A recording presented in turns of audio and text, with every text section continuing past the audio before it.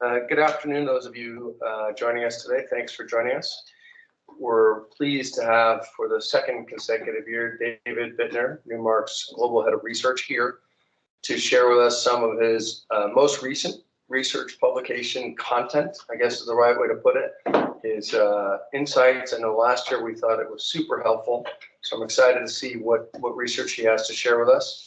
We are tape recording this because I know a number of clients have said that this time slot wouldn't work for them, but that we would, so we promised to send them content and an opportunity to watch this. So David, with that, I'm going to turn it over to you and go ahead and let you kick off. Thank you. Thank you very much. It's a really great pleasure to be here again for a second time. And if I play my cards right, hopefully I'll get to do this again next year. So give me a second and I'm going to get my slides up on the screen. And Rick, as you said, all this stuff is fresh off the presses. These are all this is a curated selection from multiple of our house view reports, which have all come out within the last week or so. So it's all our latest thoughts. The title of the presentation, I was feeling a little cute, so I called it Ready for More in 2024. Now you'll notice that really raises the question, more what?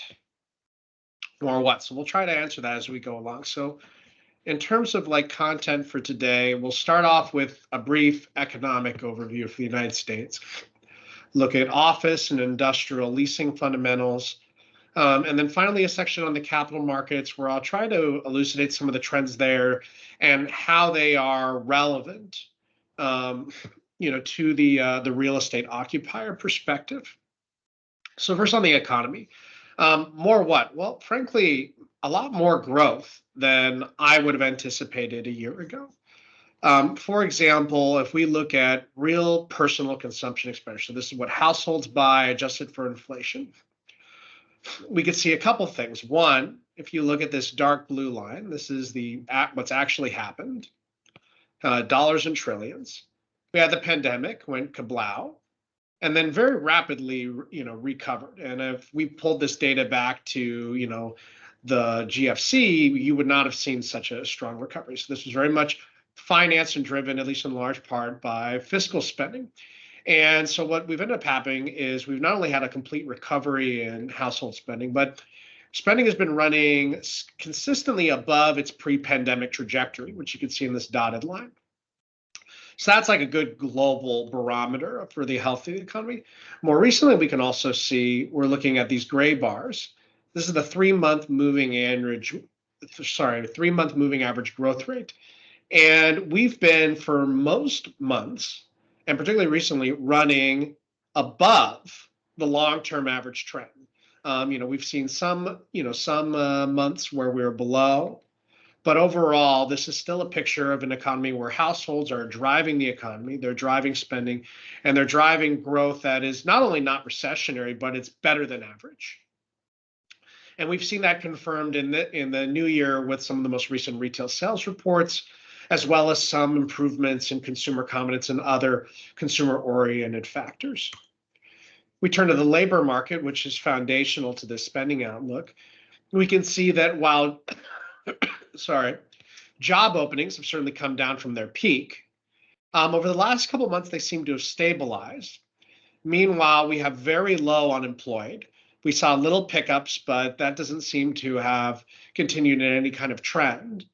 And as a result, we still have around 1.4 jobs open for every unemployed American.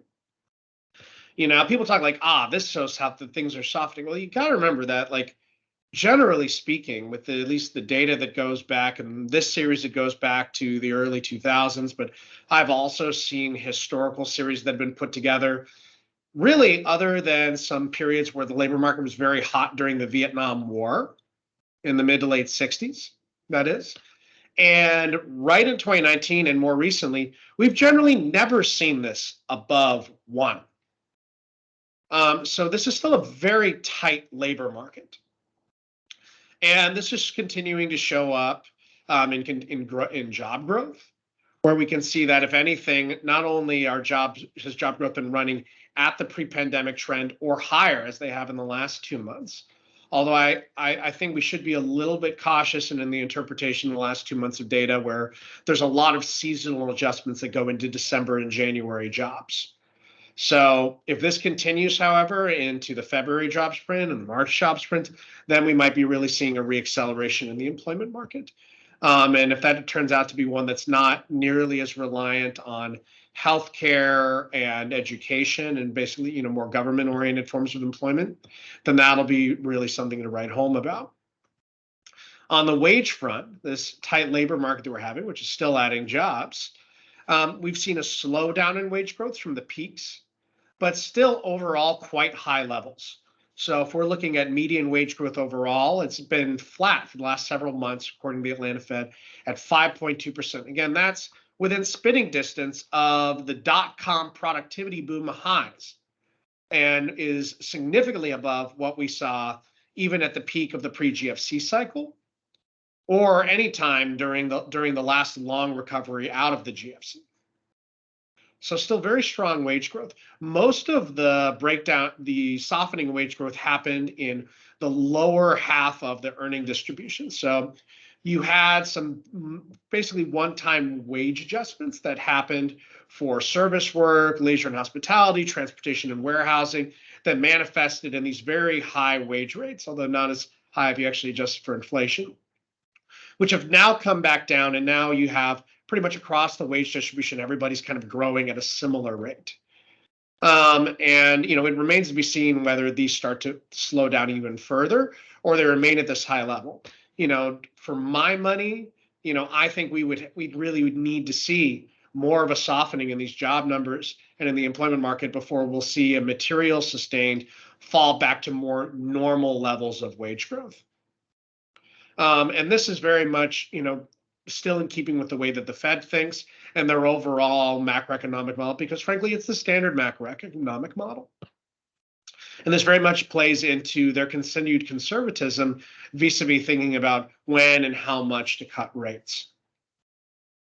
So we move next to the Conference Board's leading economic indicators. And I'm actually going to use this chart a little differently than I might have 6 months ago. 6 months ago, I would have been pointing this and say, your year over year, your 6 month, and your 3 month leading indicators are all telling you that you're at a level where every time back to the 60s, we've had a recession at that level.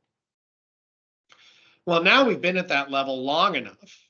And in fact, we seem to have actually are starting to see those indicators come back up again, at least on the margin. They're still at recessionary levels overall. That you would have, every other time we would have already had a recession by now. So I can tell you right now that already something is different. This cycle has already at this point now been different than all of these others. Now, that doesn't mean that something couldn't finally break, but that we've been talking about the, uncertain lags of monetary policy and all the rest of it for long enough now that we've truly broken new ground.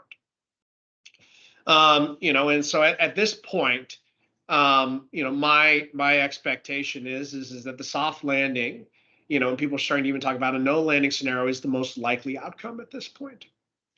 What I worry a bit about, though, is that as part of this potential no landing is that some of the measures that I look at in terms of inflation. So again, I'm looking at 3 month moving average annualized changes. So these are going to look different from the year over year measures that you most often see in the Wall Street Journal.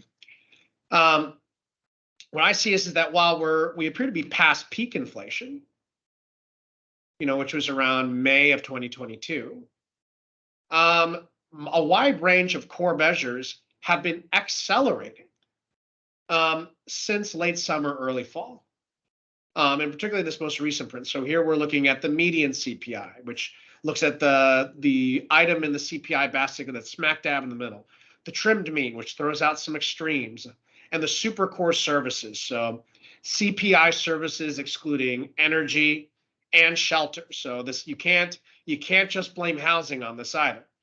All of these have been reaccelerating, and this is very much what's been causing convulsions in the financial markets, and has to be top of mind for all of the Fed.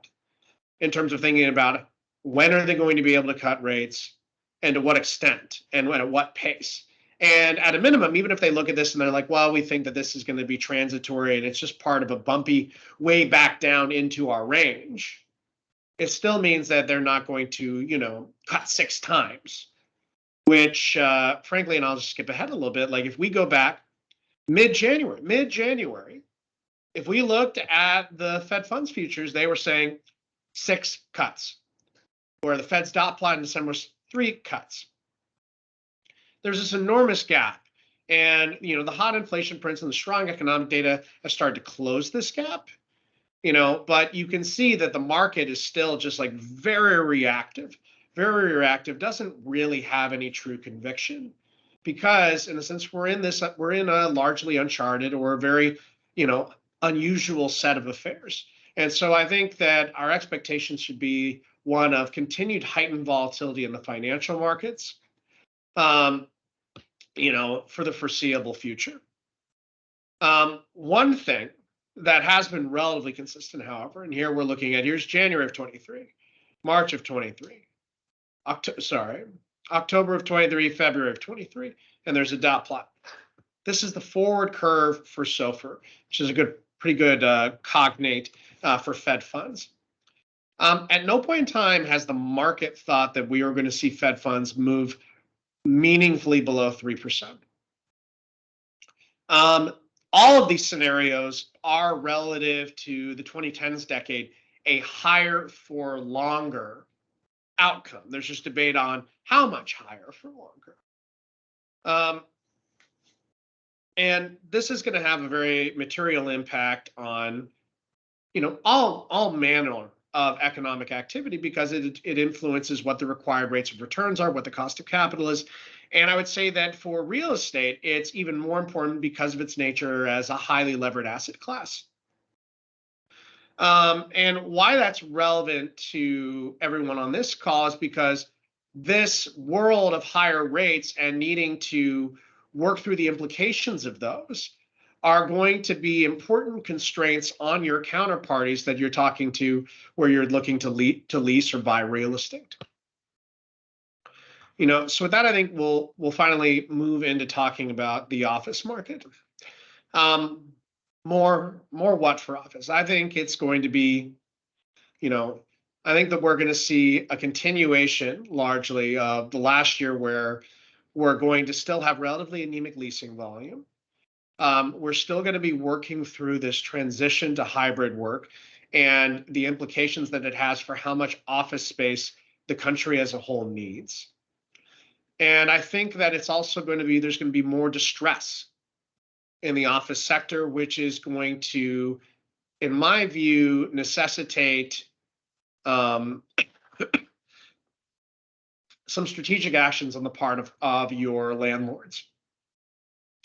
So to be more positive for a moment, there is about 6% more office jobs, 1.9 million more office jobs in the United States than there was pre-pandemic. This has been really important for maintaining or putting a floor under the sector. In that, hybrid work or not, there's still an office requirement for office using jobs. It may not be 200 feet like it was before. Maybe it's 100 feet. Maybe it's 120 feet. You could have a debate about that. One way if it is 120 feet, then you could say this 1.9 million square feet backfilled 234 million square feet of office demand. Now, put that in context, I'm going to hop forward for a second. We've tracked negative 257 million square feet of net absorption. So there is 257 million less occupied office space now than there was in the fourth quarter of 2019. So one way of saying this is that without this job growth, that could have been twice as bad. So job growth is extremely important factor in, for the future health of the office market. And, I spend most of my time talking to to investor clients, and I realize I'm talking to a different audience now. One thing I'd stress is that if you're a tenant, you want a tenant favorable market.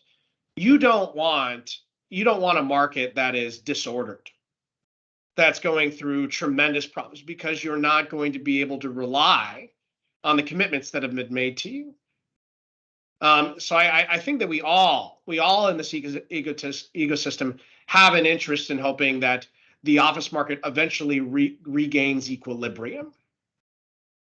And one way or another, that equilibrium is going to be more tenant favorable, certainly, than the one that prevailed prior to the pandemic. So moving and looking at a little bit more granularly at what's happened with this employment, I think this is interesting as well from an economic standpoint.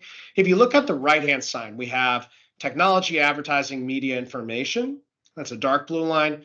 We have financial services, and we have legal. And these are, three of the main groups contributing to office using employment. And one thing you can see is that TAMI actually was more or less flat for an extended period of time. But it seems to, over the last couple of months, started to reaccelerate in growth. And I think this is very interesting given how often we have been told about layoffs in the technology sector. We may start to be seeing the tailwinds from AI starting to come through with a reacceleration there. On the other hand, financial services and legal professions have been a bit more linear in terms of their growth over the last several years. On the RTO front, the core view that I would wish to get across is that whether you're looking at Castle or you're looking at what Nick Bloom and his group at Stanford do with their high frequency surveys, is that overall there seems to have been more or less a stabilization in what the desired working patterns are going to be. Now, look, yes, if you had a worsening in the economic outlook, you might see some executives start to push more of their people back to work. We do continuously hear anecdotes about this happening, but it hasn't really made much of a mark in the data, the aggregated data that we're actually able to track as yet. So I still think that your base case should be that, a year from now, we're going to still have roughly the same amount of mixture between people working from home and working from the office. The main thing that we did see over the last year was that remote first became less attractive. I don't have a slide on this here, but there was some really great data out of Indeed job postings, which showed that job postings for fully remote positions in office using industries went down much more rapidly relative to job postings that had some in-office component or were office first. There's also been a number of academic studies that have come out in the interim that show that fully remote work, there seem to be clear productivity losses and learning losses. The jury on that is entirely out on more hybrid arrangements. So I would say in this case, it's more of the same. And so what this means, though, is that this isn't a negative catalyst, a new negative catalyst for the market, and it's not a new positive catalyst for the office market. But no change doesn't mean no impact. To illustrate, we did an analysis where we just did the stock experiment. We were like, how many office leases that were in place on the eve of the pandemic and the hybrid work transition, how many of them have rolled? And, for a data reliability standpoint, we focused on large blocks of space, so 50,000 square feet or up. So there's some ways where this might be slightly, less representative. Some of those smaller blocks might have had lower average lease lengths. So just setting that aside for the moment.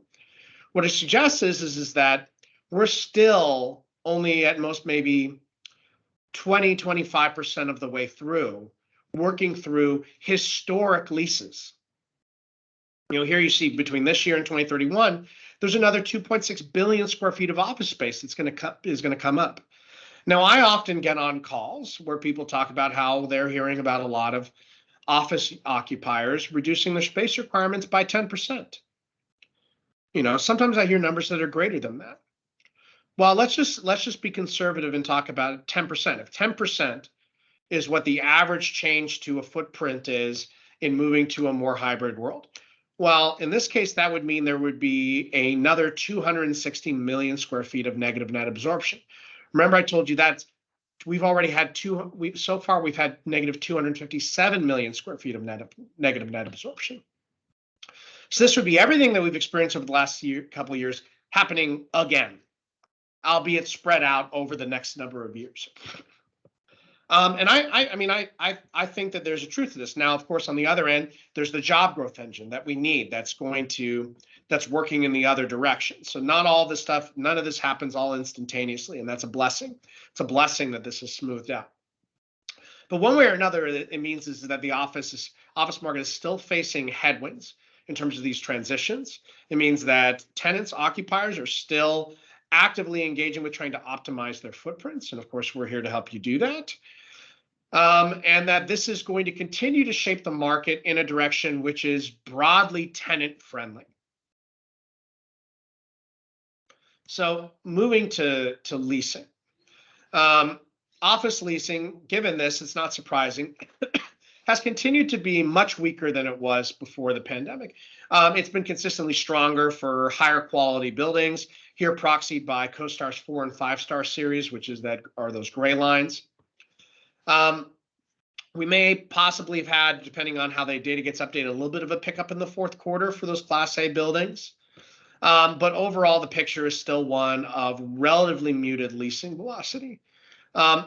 I think particularly if the job market remains robust this year, I think we might be able to actually see that start to pick up in the second half of the year. But I think that we're quite some time away from where we're going to see leasing return to what had considerably be considered normal. One thing I am continuing to look for is to see an even larger difference between the Class B and the Class A buildings. And this comes down to an idea that I'll talk about more throughout this, which is that I really don't think that we've seen an appropriate rent adjustment for the Class A buildings, particularly the commodity Class A buildings relative to B buildings. There's no reason for commodity Class A buildings to be as lowly occupied as they are relative to Class A buildings. And I think that financial pressures are ultimately going to help drive that to become a more efficiently priced market. So, just for completeness sake, we can look at leasing from a regional and a size perspective. Generally, we've seen that the central region has had the weakest leasing trends. All the regions have weaker leasing trends relative to where they were pre-pandemic.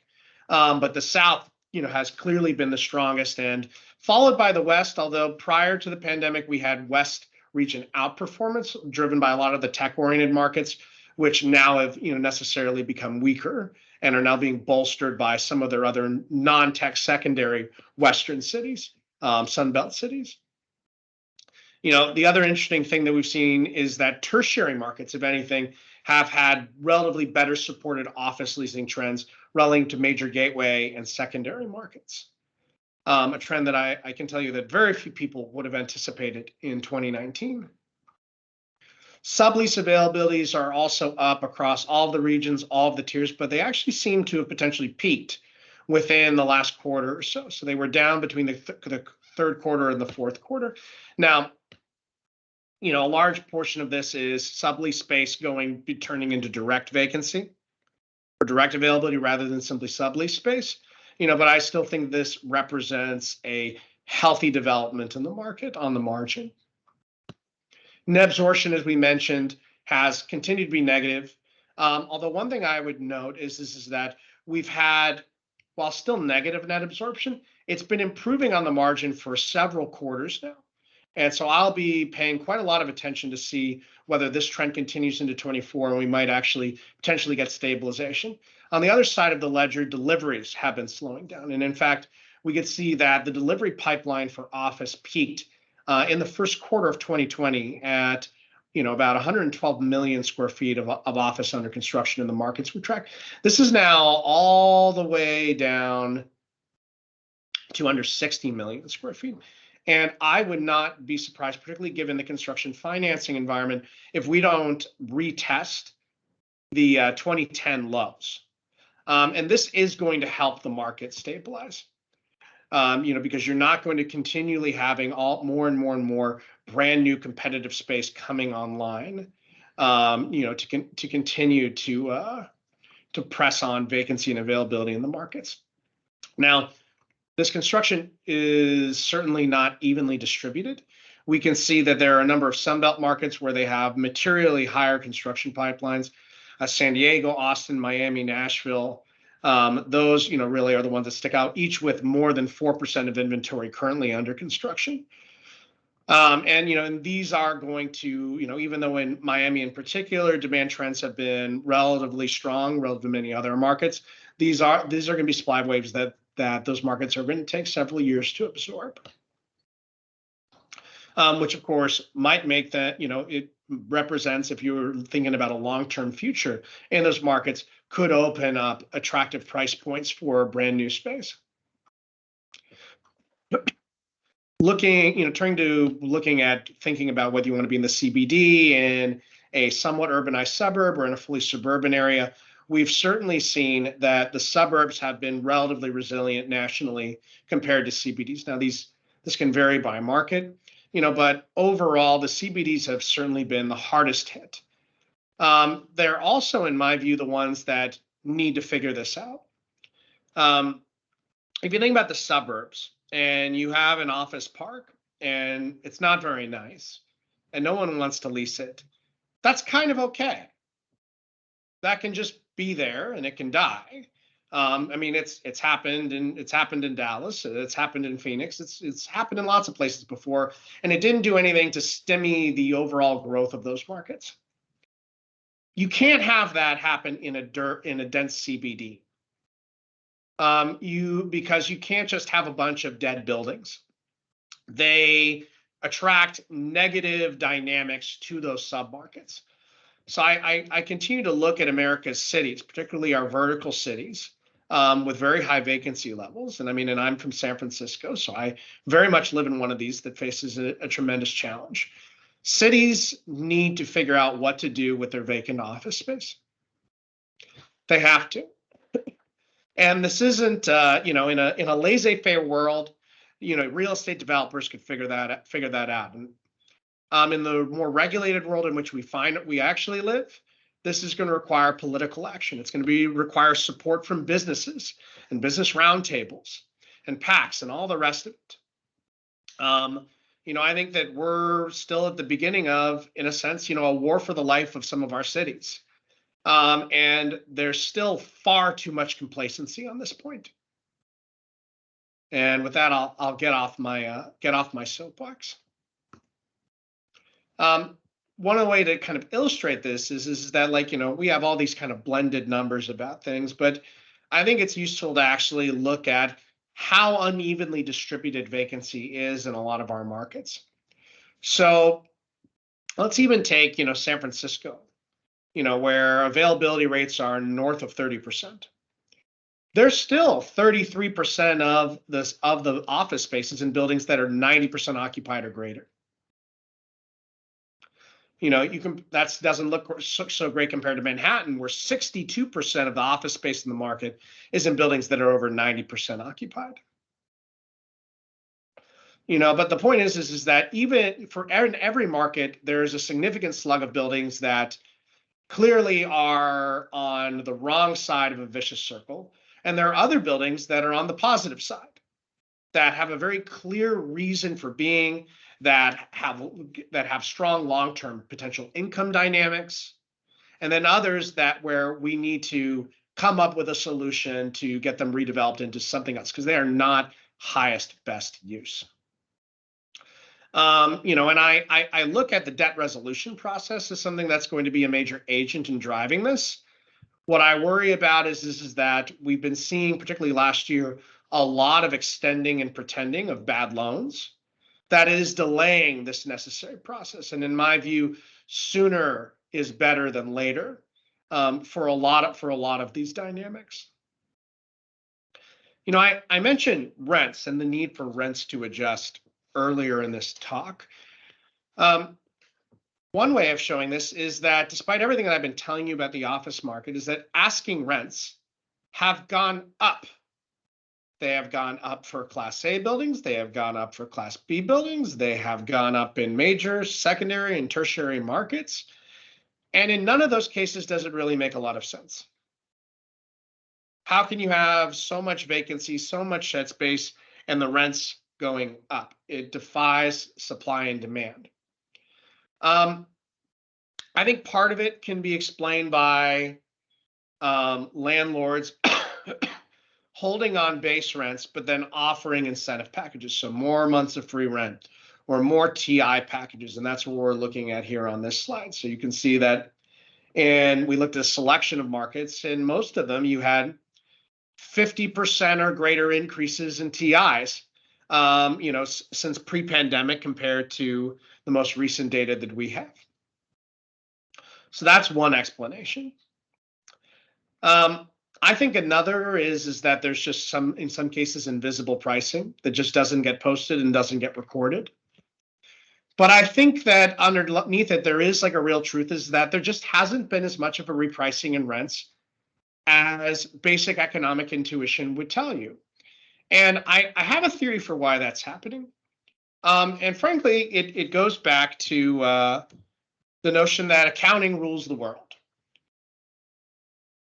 So there's a weird thing that if you're doing a building valuation or you're doing something to refi your debt or you're looking at a potential sale, is that if you reduce your base rent by $5, it has more of a negative impact on the value of the building and the likelihood that it can get its debt refied, as if you were to do the same thing through a concession channel.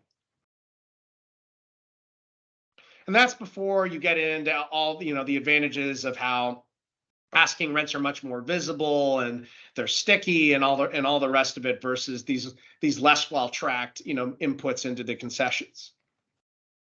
I think that that's a big part of why we haven't seen a lot of landlords adjust their rents more fully, because right up until the point where they have to, they don't want to do it because it'll impact the building valuations, which could kick off issues with their debt refi that they're already worried about.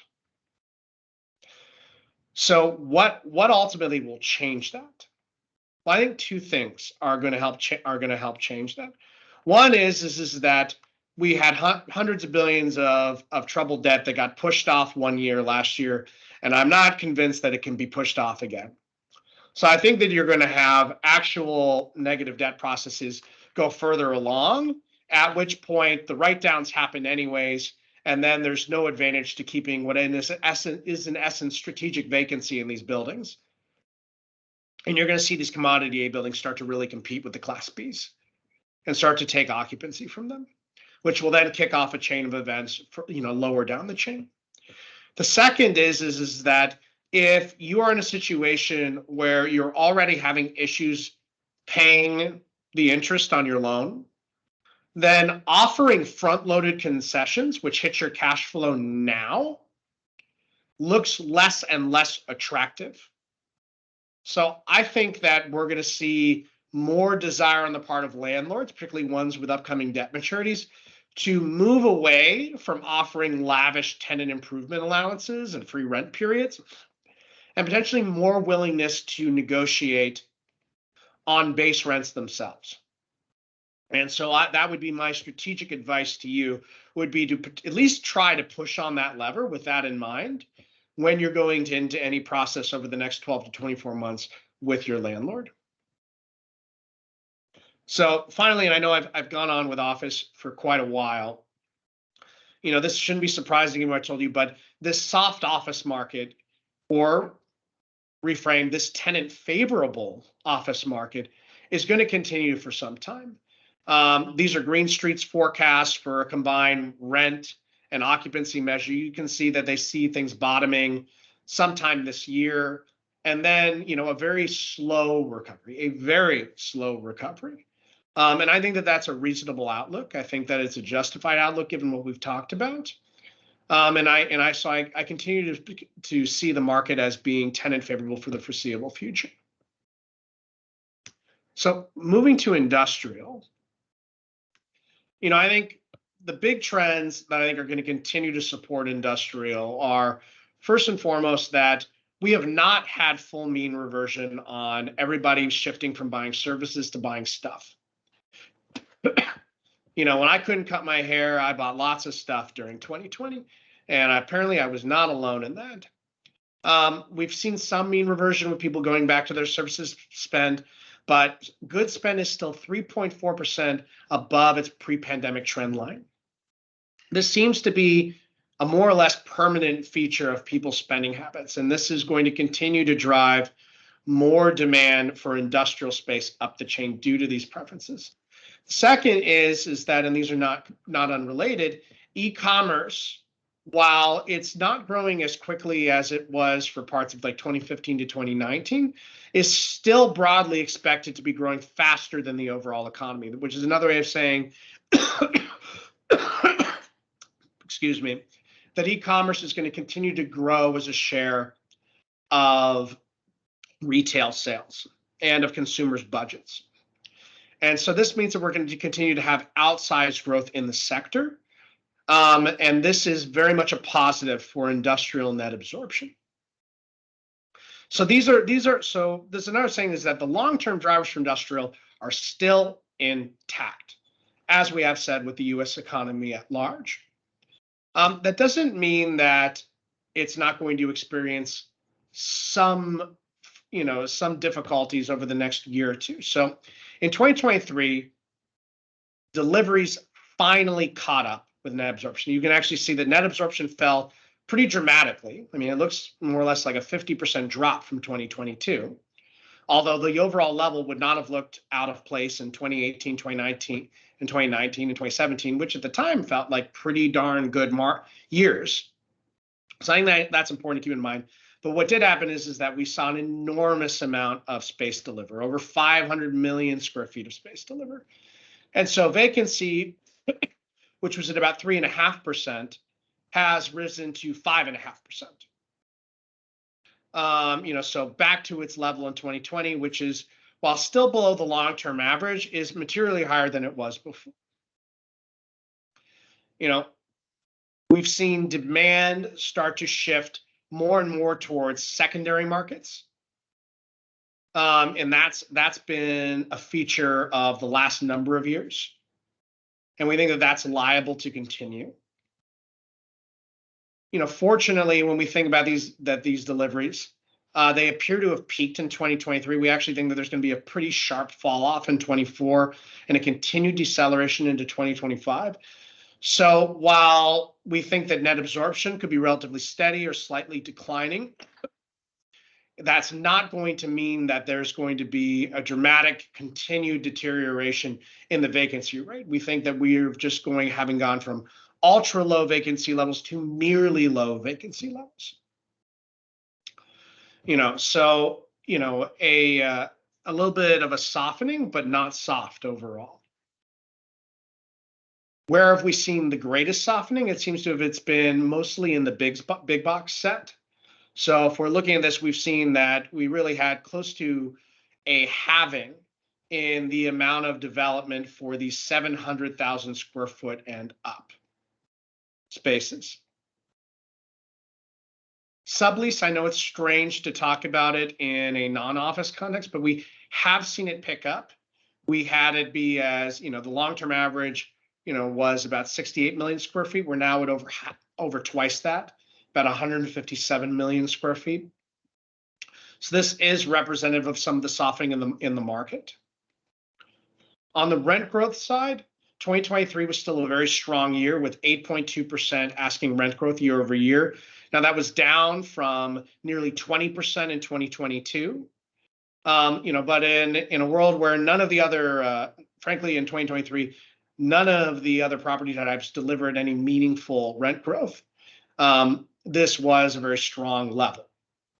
Now, as we look to 2024, we think this is going to continue to soften, which, if I'm assuming that I'm talking to at least some industrial occupiers here, must come as some great relief to hear after so many years of extremely elevated industrial rent growth. So we do expect this to soften and to stabilize at a more, frankly, sustainable level, likely closer to the 4 to 5% range, rather than chasing double digits, regularly. That doesn't mean that there weren't some markets that at least recorded some very, very large rent growth levels. Although I tend to think that we should be careful in interpreting this. So, for example, if you look at Savannah, Georgia, where rents went up 29%, that doesn't mean that the rents at the warehouse that you occupy went up 29%. It means really that a modern industrial facility delivered in Savannah that is able to achieve much higher market rents than any of the other buildings that have heretofore existed there. So sometimes when you're looking at these headlines, they're not quite as bad for you and your lease renewal as you might otherwise think, particularly for some of these small markets. In our most sensitive looks at our rent data from our lease comps, we've actually seen a much more rapid slowdown in rent growth, going to a 2% year over year as of the fourth quarter, from a peak rate of looking at like almost 40% annualized growth rate in the first quarter of 2023. So we really have seen the brakes get hit quite quickly. How am I doing on time? We've got about 15 minutes. Great. Well, I'm going to move quickly through the capital markets, and then so we'll have time for questions. So I think I've alluded throughout, particularly in the office context, to this concern with distress. And I'll tell you why I'm worried. I'm worried because interest rates are much higher than they were. Interest rates have a pretty mechanical relationship to the cost of debt in real estate. And these, with appropriate lags, have very close relationships with the cap rates or the valuations of the buildings. It's very difficult to escape this math for the longer that a change in the cost of capital environment persists. And this one certainly has persisted for an extended period of time. And as we saw with all the forward curves and the expectations, higher for longer is very much baked into pretty much everybody's playbook. So really the question is, when is the market going to recognize the impacts to value? So basically we have really material impacts to value happening at a time where there's an enormous amount of debt. According to the Mortgage Bankers Association, they thought that there were $728 billion worth of debt that was going to come due last year, which was at the time a record. And they thought in 2024 there was going to be $659 billion. Well, they released their updated report the other week, and now they think that there's $929 billion coming due this year. And I'm here to tell you that $300 billion of that, and they would say the same, is stuff that was just extended and pretended away from last year. Bunch of loans that were not able to get a full refinancing or find alternative capital where they could meet the covenant requirements. That's just been added on top of what was already going to be a difficult financing year as it is. What I was advising clients of is that I am worried that 2024 is going to be double for nothing. And I'm going to tell you, I'm still concerned about that. And I'm concerned about it because I do a range of analysis to think about how much, what are the potential payment stresses on these loans. One way of looking at it is to look at it from a debt service coverage ratio standpoint. So in real estate, you would need a DSCR of 1.25 or less would be very high risk, particularly for non-multifamily. And in fact, there's no way that you could go into the market now and raise money for an office building, or frankly, even possibly an industrial property at a DSCR of 125x. You'd be needing closer to 1.5, 1.7, 2. Well, if I run an analysis and I look at all the floating rate loans where I have financials for them, all fixed rate loans and where I have financials for them, and then I look at the other fixed rate loans and I ask the question, well, what would their DSCR be if they had to pay a market rate? And then I'm only looking at the loans that are maturing soon. Well, I find that 55% of near-term maturing loans in the CMBS and CRE CLO world, so the securitized CRE debt worlds, that they're in this high risk bucket. That they're potentially looking at a payment default or within spitting distance of it, and definitely can't refinance at their existing loan size. And I think that even though I'm looking at a particular subsegment of the lending universe in CRE, that this is broadly representative. That's what's going to happen for this $929 billion. And this is particularly bad for office. We're looking at 54% of the loans. And for multifamily, which is less relevant for you all, but it's very relevant for the overall finance ecosystem. So why should you care? This means that it could be as high as half of the debt that's coming due this year is going to struggle to refinance, where they're going to be desperate to find any way to make an argument to lenders that they should be extended credit. This is the position of your counterparties, your landlords. It's going to be less of an issue for industrial in general because they've had so much income growth that they've organically delevered and can absorb that. But for the office folks, they have far fewer degrees of freedom. This should be a core part of your negotiation strategy with your office landlords, which is to say, how can they give you a good deal in great space in a manner that helps them keep their building or be able to refi or extend again. On the other side of that, you also want to be aware that there's going to be cases where there's going to be a change of control in your building, and that could be potentially disruptive to the operations of that building, and taking the appropriate countermeasures or looking for the appropriate assurances to avoid any disruptions to your operations.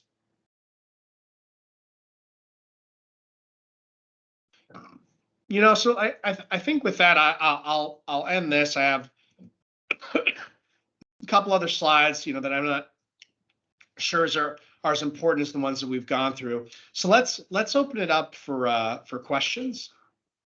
Could you just show us the one slide you had there on the banking risk? Oh yeah, this was kind of a bonus one. So what I did was I said, what if there's a 10% loss on bank CRE loans? Now, to be clear, a 10% loss would be quite large, like in all of the financial crisis. So and this is, I don't just mean in 2009. I mean from 2009 to 2013, the whole workout in the banking system of CRE loan losses. It came out to about 8.3% of average assets, of CRE loan assets. So I would argue that the shock that's going through CRE finance right now is worse than what happened in the GFC, in large part because the Fed's not going to come and rescue the thing at the end. But also that it's liable to play out over time. We've already seen that there's this great willingness to try and extend and pretend and slow the way that these losses are recognized. So with that in mind, if we just said that if you just woke up tomorrow and you had to recognize a 10% loss, what we would find that had happened is that 29% of all the banks in the United States would find that their leverage ratio was below their regulatory minimum. And that would mean that they would either need to do some combination of raise capital from outside sources and or sell down assets. I'm sorry? And or fail. And or fail. And I think many of them would fail because the environment in the equity markets right now is still that if you were to be one of these banks, there would not be a lot of willingness to give you a good price on raising new equity.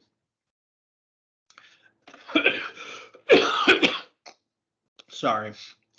The good news is that these banks represent only 10% of all the banking assets in the system.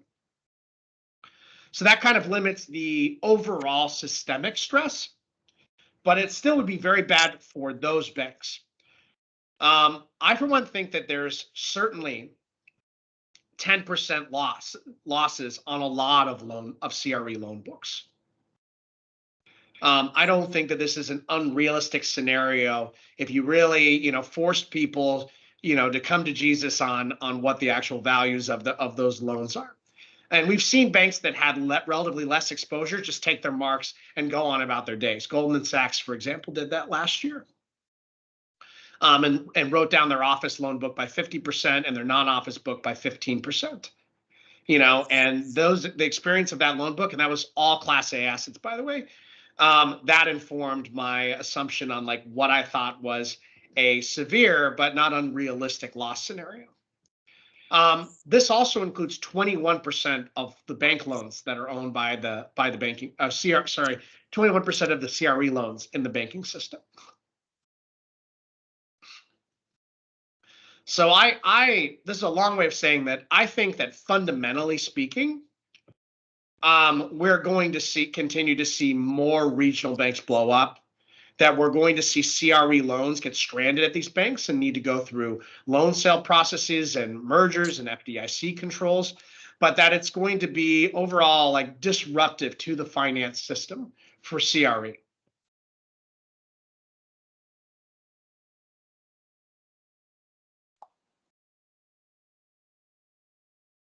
Any other questions in the room? Yeah, related to that, what were the protective measures you mentioned for tenants in this environment? Quiet enjoyment. Yeah. How to protect themselves in the event of a change of control? I got to tell you, I'm not actually an expert on that. That is why you got to go to our professionals. I know that they exist. Yeah, but there's the strongest thing you typically can do is get a provision where the bank signs off on your right to retain the space in the event of foreclosure. If the building is foreclosed and sold, the buyer assumes it with your lease in possession and therefore stable. If you don't have client enjoyment and it goes to bankruptcy, the landlord can reject the lease, and that's the risk, right? I think that's at least from my experience, that's the single strongest thing you can get put in place. But going down that path, they reject the lease. You're still in the space. There's a receiver. They're not going to want to if you're get paying, you out of the space. in 80+% of the time, they're not going to want you to get out because you're paying something, and the receiver's going to want that. The risk you run is we had one landlord this past year that we worked on a situation where the landlord had acquired the building with the lease in place. The lease ran to 29 with a fixed at a set rate with a fixed price renewal. So the lease occupancy, the tenant controlled all the decision making until 2034. The landlord, the lease provided that if the tenant sold the business, the landlord could terminate the lease and recover the space. The business was being sold through an M&A transaction. The landlord took that opportunity to try and basically extort higher rent out of the tenant. So there is a change of control provision. And the reason the landlord did that, not just because they're greedy, but because they did what we believe was a 5-year fixed rate loan when they bought the building. They bought the building at circa 4% debt. They were going to roll it over at circa 7.5% debt in 18 months, and they were going to get wiped out of the building. Their equity would be gone.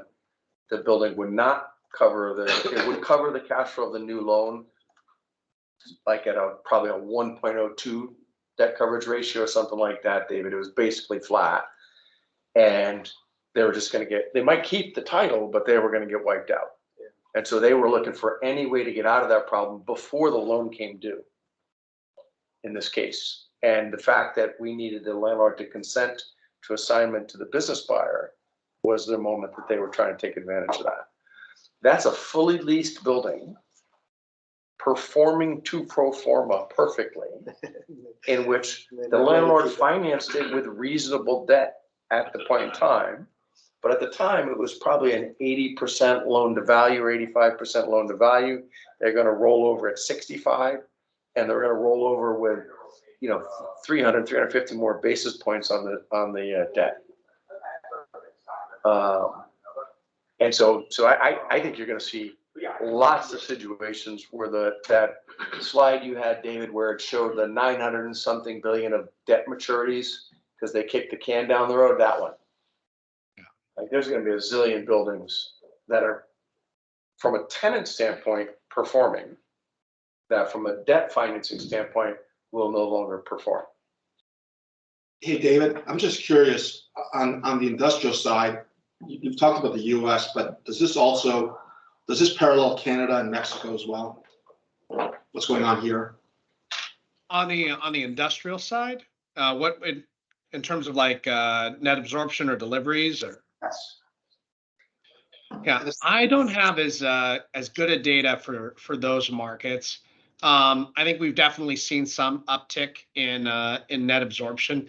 Mexico, I can tell you, is really, really red hot. I mean, people have been talking about nearshoring for a while. That seems to have really been starting to make traction in Mexico. Like if you look at industrial production, for example, it's an investment. It's been exploding in Mexico. A lot of that is returned to nearshoring though, right? That's not just going from US to Mexico. It's coming from Asia to Mexico. That's right. Yes. No, and we're seeing now choking at the border in Mexico. So I just got off with a client today that said we probably made a mistake in putting it in Mexico because now we can't get the trucking logistics in and out. Yeah. And so there's all these other new pressure points. But what I wanted to ask about, because we're seeing a lot of this right now, the landlord signed the lease, they can fund the building's under construction, but they can't fund the TI that they promised. Yeah. And tenants are getting caught short because they've already signed the lease, they've engaged into this, and for a lot of big ones, where they are for one reason or another. And so It's to a the earlier question, cascading lease defaults. yeah, anything to protect. I mean, I was kind of like tongue in cheek talking to it about this the other day, but I'd be like, okay, you can't pay the TIs. All right. How about a negative rent escalator? Well, but then you go to the pro forma on the building and the landlord's not gonna keep the building regardless. I mean, What we're talking about is a series of cascading lease defaults. The landlord's defaulted on the first lease. If you don't vacate the space you're supposed to get out of, you're now gonna default or have a problem on your existing lease. I do think. you may have holdover. Yeah, no, I mean, it has the potential to be bad. And the problem is, the reason the landlord's not gonna be able to fund that is because his building goes underwater on the debt that he's got to try and close in order to complete it, right? And Or in his some permanent cases, takeout. it's okay, so Tom, if you've seen this, we don't know that they can't fund it till we've started construction and done a TI draw request. Yeah.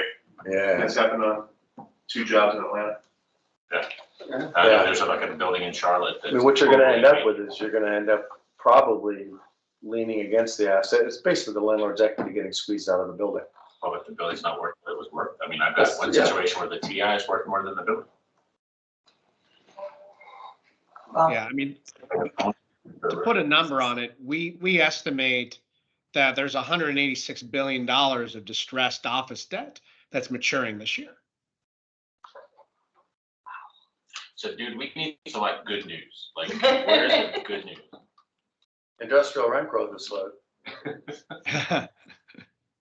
I think the challenge is going to be the quiet enjoyment language needs to go into all new leases. We actually, after this meeting last year, when David first presented a bunch of stuff, debt rollovers, but we pushed a note out to everyone saying, make sure that's in all the new leases. The dilemma is if it's not in a lease that's already in place, right? Because there is no one going to provide it in the case where you will need it in this You moment. just expect to lose any unique favorable terms in your lease when they default and it ends up with a receiver in bankruptcy court, right? Yeah, well, what's going to end up happening is you're going to, unless If it's an industrial, it's a problem because the market rents have probably gone up and you probably have a favorable below market rent. If it's an office, market rents probably haven't gone up. Right. You And so don't have anything. you actually probably have leverage if they threaten to terminate the leasing. Okay, let's do that, please. Right? In your case, if you've got a functioning central office. Right, but it will depend on the asset class, but if you're in industrial, you probably have risk on that. And in the case of the thing Gus and I worked on last year for one client, we worked it out with the landlord because we didn't want to have the building go through the bankruptcy process in 2 years. We wanted to sell the business that the business unit the client was selling. So we worked it out, but it was Brain damage. yeah. I mean, it was basically an arm wrestling match for these guys, and it was a game of chicken in the end, right? Okay, if you don't work this out with us, we don't sell the business. We will occupy this building at those low rates until 2034. You're better off working this out and having a chance at the rent going up, and et cetera. So. But it was a big game of chicken. More questions, David? So there's really, it's a three-way game of chicken because you have the owner with the lender, you have the tenant, and you have the tenant with both of them. Try to figure out who their actual counterparty is. Yeah. Hey, David, I had one question for you. In the office stuff, you mentioned that you think we're 25% of the way through the lease expirations for large blocks, which will be Yes. pushes rent growth down for the office space even more. Yeah, I mean, I think that that's going to continue to weigh. It was like page 15 or some yeah, this one, that's it. Thanks. Mm-hmm. So my question is, how long till we get through, 80-90% of that?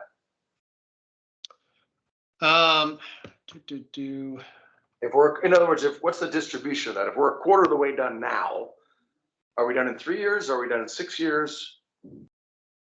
Let me, I actually have another version that I didn't put into this slideshow, which looks at it more explicitly in those terms. Give me one moment. I can get that opened up.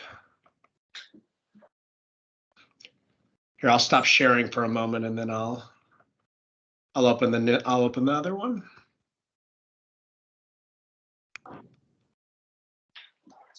And then the secondary question. Here's our entire house view. So for example, this is looking at the same thing.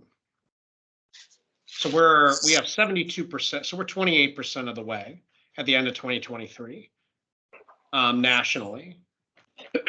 So when are we 80% of the way?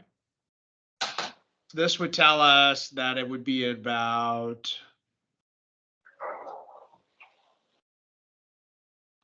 that's New York, Boston. Where's my national?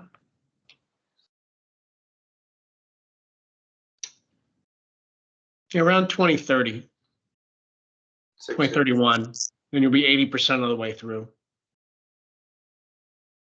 And when do you forecast the negative absorption stopping?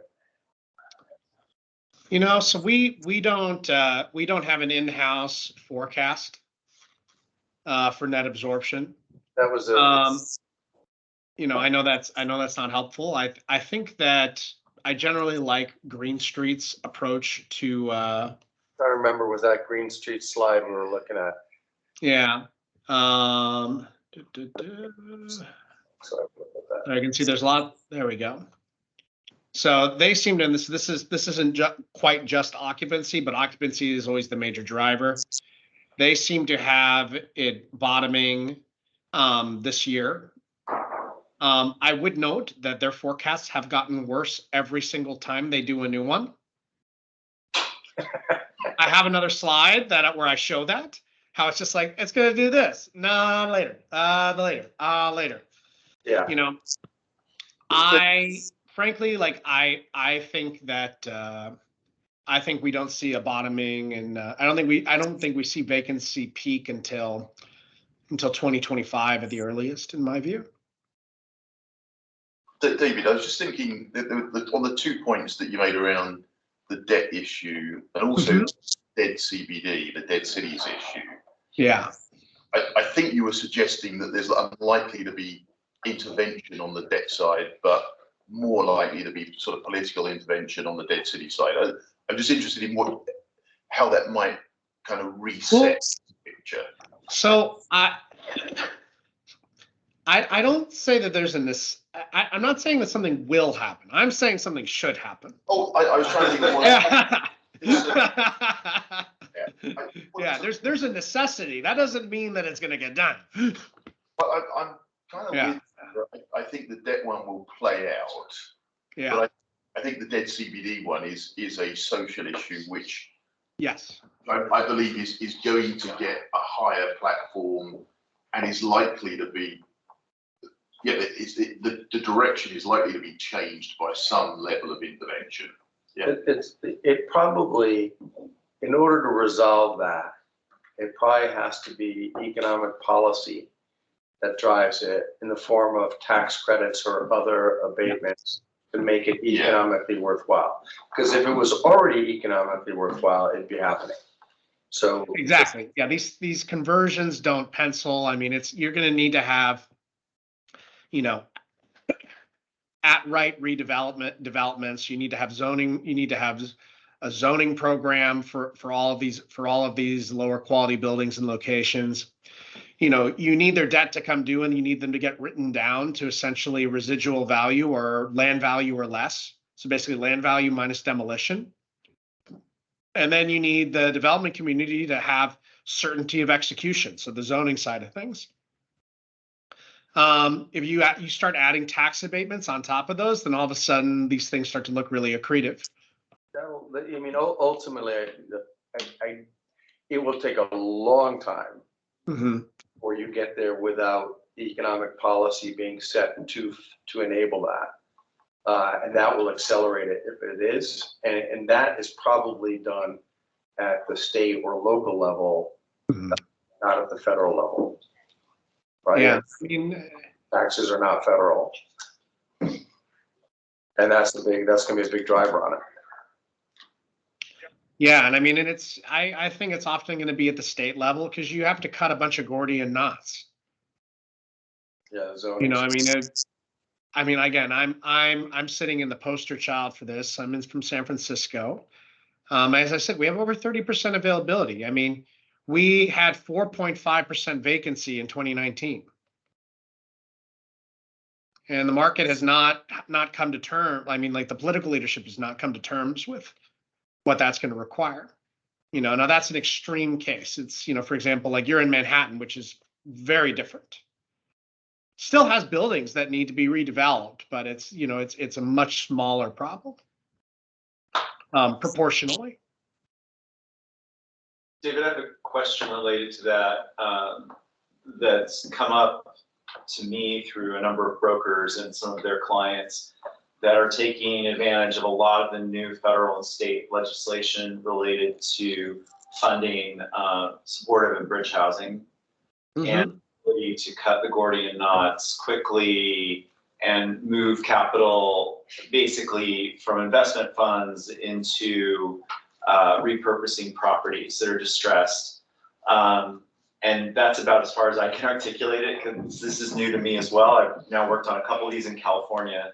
Do you think that is a trend that we'll see hold kind of light out to these CBDs? That maybe not the Class A fancy buildings, but the Class B or more commodity buildings may have a lifeline there? I mean, I think that it's a lot more politically palatable to give incentives and breaks or otherwise make it easier to do projects that have an affordable component. I think that's what we'll definitely see more of. Unfortunately, it's not it's not what the market needs. The market needs just like full-blown market rate units and the ability to, because the very nature of these affordable projects is that they tend to be sub-economic, and the developer has to make it up on their market rate units. You know, I mean, it's the whole thing is kind of a farce, and everybody in the development community, you know, knows that it is. And I think we need just like much more honest, aggressive policy that favors building supply. If you look at housing unit demand increase over like the last decade versus. Oh yeah, I mean, we dramatically underbuilt housing in every economically dynamic part of the country. Right. You know, with some exceptions, and you know, if you look in like the Texas market and in Florida, they have a much more pro-development environment and have been able to maintain appropriate costs of living, and that's why they're attracting folks. You know, and believe me, like I'm from California, it is environmentally, it is a paradise. Like, you know, like think about like the amazing things that Texas is doing to get people to move to a desert. You know, look, and I like Texas. Like that's not like in turn of south. I'm just like, I've been in California in August, and I've been in Dallas in August. I'll go to Houston.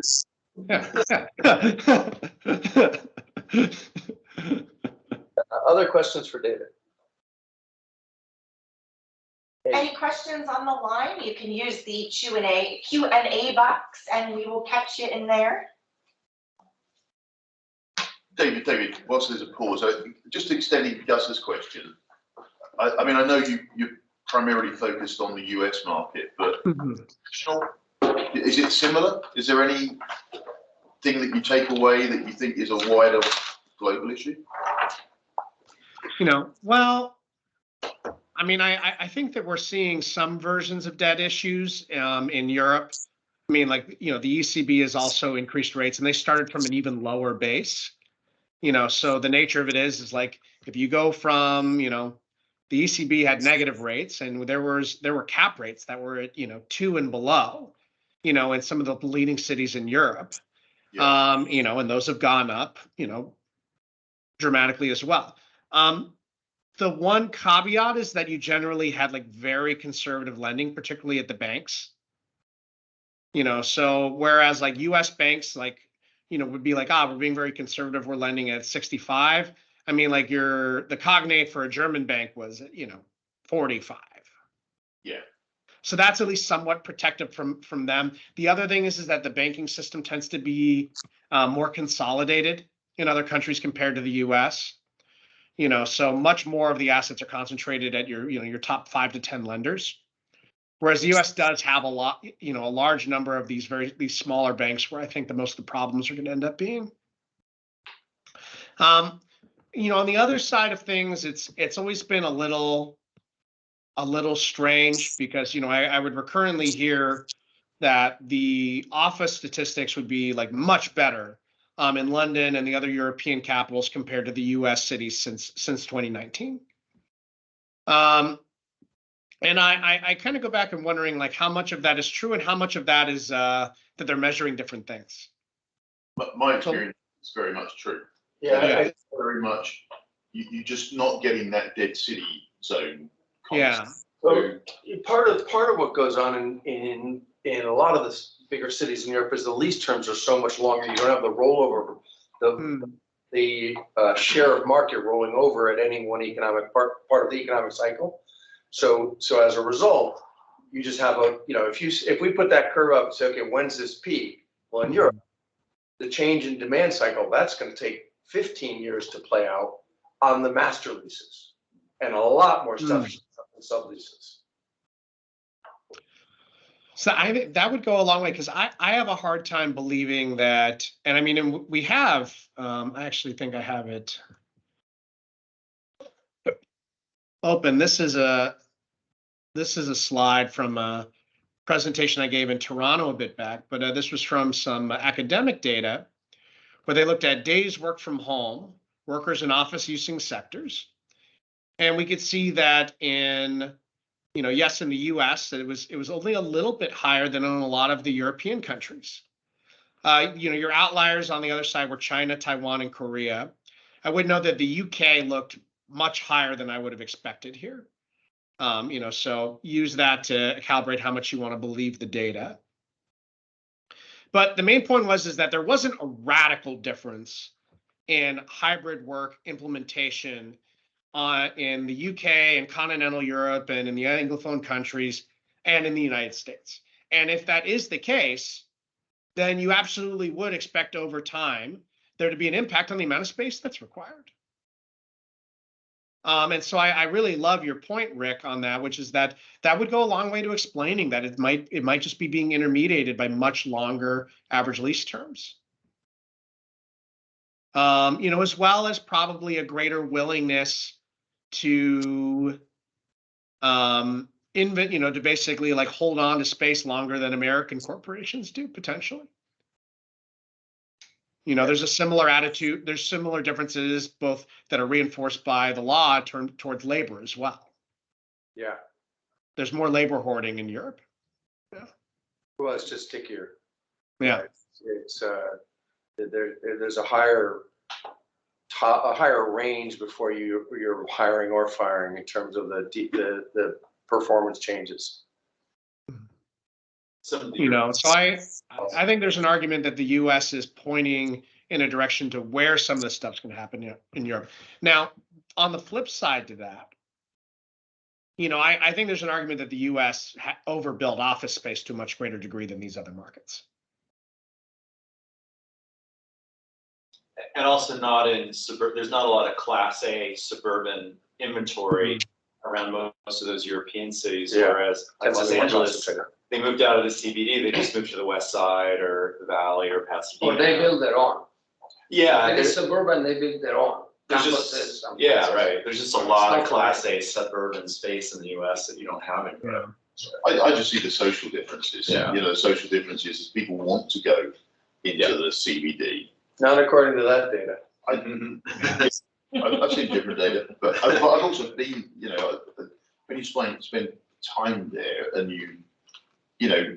two things, governments are pushing them back quite actively, but people want to go back more so. Yeah, I mean, the UK is no surprise to me. I thought it was higher than that. Yeah.